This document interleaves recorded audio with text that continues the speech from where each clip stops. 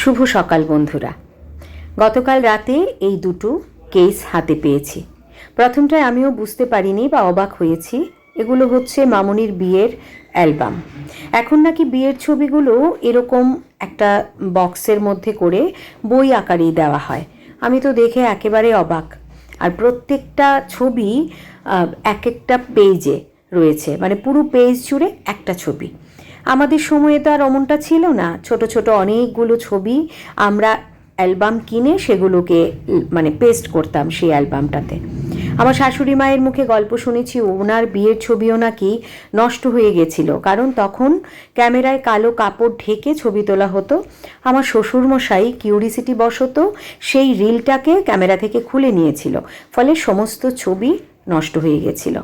সেই সময়ের সাথে সাথে এখন এই ছবির গল্প অনেক পাল্টে গেছে। সত্যি কি সুন্দর, একেবারে ঝকঝকে প্রিন্ট। তাহলে আজ গল্প এটুকুই, আরও অনেক গল্প হবে পরে।